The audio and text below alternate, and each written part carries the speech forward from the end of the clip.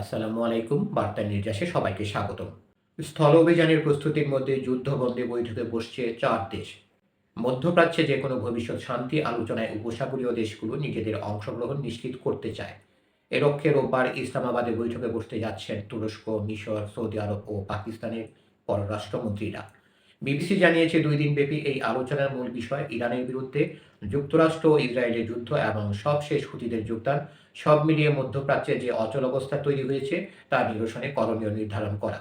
এর আগে ইরান এবং যুক্তরাষ্ট্রের মধ্যে একটি শান্তি আলোচনার মধ্যস্থতা করার জন্য উদ্যোগী হয়ে প্রস্তাব দিয়েছিল পাকিস্তান, মিশর ও তুরস্ক। আলোচনার উদ্যোগের মধ্যে ইরানে যুক্তরাষ্ট্রের স্থল অভিযানের প্রস্তুতির খবর সামনে এসেছে। একটি মার্কিন গণমাধ্যম জানিয়েছে এই অভিযান কয়েক সপ্তাহ চলতে পারে, ফলে যুদ্ধবন্ধ নিয়ে পাকিস্তান, তুরস্ক ও মিশরের মধ্যস্থতার প্রচেষ্টা আরও দীর্ঘায়িত হতে যাচ্ছে। দর্শক, আরও সংবাদ পেতে আমাদের বার্তা নিউজ চ্যানেলটি সাবস্ক্রাইব করে আমাদের সাথেই থাকুন।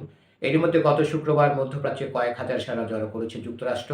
শনিবার ওয়াশিংটন পোস্ট তাদের এক প্রতিবেদনে লিখেছে, পেন্টাগন ইরানে কয়েক সপ্তাহব্যাপী সম্ভাব্য স্থল অভিযান পরিকল্পনা চূড়ান্ত করেছে। এই পরিকল্পনার মধ্যে পারস্য উপসাগরে কৌশলগত খাড়দ্বীপ এবং হরমুজ প্রণালীর নিকটবর্তী উপকূলীয় এলাকায় অতর্কিত হামলা অন্তর্ভুক্ত থাকতে পারে। তবে প্রেসিডেন্ট ডোনাল্ড ট্রাম্প এখন পর্যন্ত কোনো সেনা মোতায়েনের চূড়ান্ত অনুমোদন দেননি। প্রতিবেদনে নাম প্রকাশে অনিচ্ছুক কর্মকর্তাদের বরাত দিয়ে বলা হয়েছে, প্রস্তাবিত এই স্থল অভিযানটি পূর্ণ মাত্রার কোনো আক্রমণ বা দখলদারিত্ব হবে না। এর পরিবর্তে স্পেশাল অপারেশন ফোর্স এবং প্রচলিত পদাতিক বাহিনীর সমন্বয়ে নির্দিষ্ট লক্ষ্যবস্তুতে ঝটিকা অভিযান চালানো হবে। মার্কিন পররাষ্ট্রমন্ত্রী মার্কো রুবিও গত শুক্রবার জোর দিয়ে বলেছিলেন, স্থল সৈন্য ছাড়াই যুক্তরাষ্ট্র তার সমস্ত লক্ষ্য অর্জন করতে সক্ষম।